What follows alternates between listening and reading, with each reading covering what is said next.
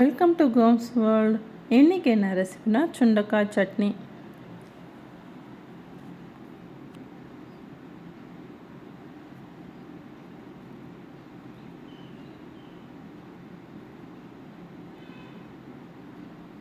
வாங்க இந்த இட்லிக்கு சுண்டைக்காய் சட்னி எப்படி செய்கிறதுன்னு பார்க்கலாம். அதுக்கு தேவையானது முக்கியமாக சுண்டைக்காய். இதை நான் கழுவி எடுத்து வச்சுருக்கேன், பிஞ்சாக எடுத்திருக்கேன் நான். இது 200 கிராம் சின்ன வெங்காயம், காமூடி தேங்காய் திருவுனது, 2 ஸ்பூன் கடலைப்பருப்பு, உளுந்து 2 ஸ்பூன், பூண்டு கொஞ்சமாக, ஒரு துண்டு இஞ்சி, 5 வரமிளகா, சீரகம் 1 ஸ்பூனு, புளி 1 ஸ்பூன் எடுத்திருக்கேன், ஒரே ஒரு தக்காளி எடுத்திருக்கேன். இவ்வளோதாங்க இதுக்கு தேவையானது. இப்போ இந்த சுண்டைக்காவை நம்ம நல்லா தட்டி எடுத்துக்கலாம். அதாவது ஒவ்வொன்றா வச்சு தட்டி எடுங்க. இந்த சுண்டைக்காயில் இருக்க விதையெல்லாம் நமக்கு தேவையில்லை, அது கசப்புத்தன்மை இருக்கும். அதனால நாம் இது மாதிரி நல்லா தட்டி எடுத்துட்டு கழுவி எடுத்துக்கலாம். நிறையா பேர் என் வீடியோஸ் பார்க்குறீங்க, சப்ஸ்கிரைப் பண்ணிவிட்டு பெல் பட்டன் அமைக்கிட்டு பாருங்கள். அப்போ தான் நான் போடுற வீடியோ உங்களுக்கு உடனுக்குடனே சேரும். இந்த சுண்டைக்காயில் ரொம்ப சத்து ஜாஸ்திங்க. அது இரத்த சோகை இருக்கவங்களாம் அடிக்கடி செஞ்சு சாப்பிடுங்க இது மாதிரி.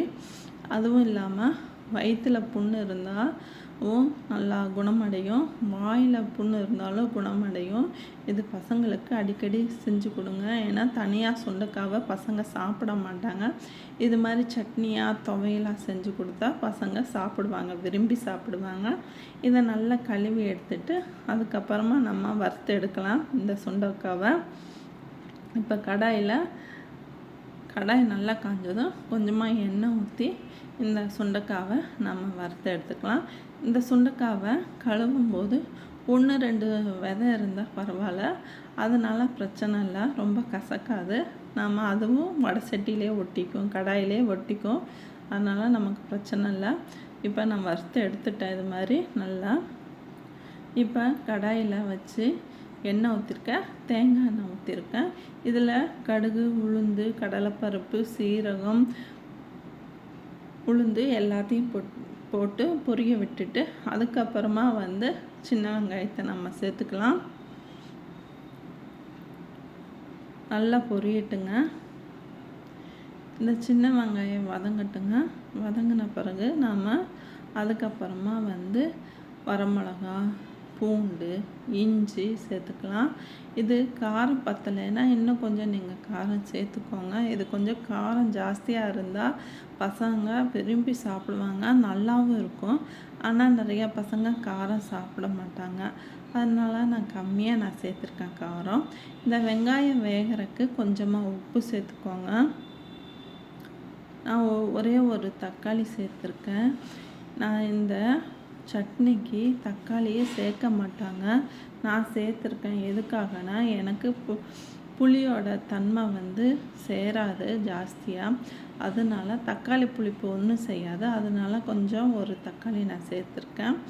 இப்போது காமூடி தேங்காய், 2 கைப்பிடி அளவுக்கு கருவேப்பிலை போட்டிருக்கேன்.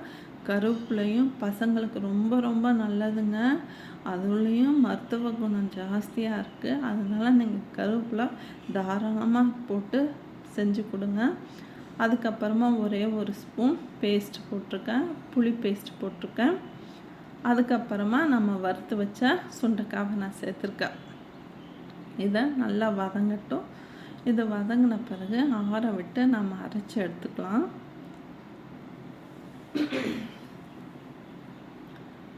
இப்போ நான் ஒரு இதில் இட்லி ஊற்றி வச்சுட்டேன். இப்போது இந்த இட்லி வேகிறவங்கள நம்ம சட்னியை அரைச்சி எடுத்துகிட்டு வந்துடலாம், வாங்க பார்க்கலாம். நான் சட்னியை அரைச்சி எடுத்துக்கிட்டேன். இப்போ சட்னி ரெடி, இட்லியும் வெந்துட்டுருக்கோம். அதுவும் வெந்த பிறகு இந்த சுண்டைக்காய் சட்னியை வச்சு இட்லி சாப்பிட்லாம் வாங்க. அருமையாக இருக்குங்க இந்த சுண்டைக்காய் சட்னி. இது மாதிரி நீங்கள் ட்ரை பண்ணி பார்த்துட்டு எப்படி இருக்குன்னு எனக்கு கமெண்டில் சொல்லுங்கள். இது மாதிரி வீடியோஸ்க்கு என் சேனல் லைக் பண்ணுங்கள், ஷேர் பண்ணுங்கள், கமெண்ட் பண்ணுங்கள், சப்ஸ்கிரைப் பண்ணுங்கள். தேங்க்யூ ஃபார் வாட்சிங்.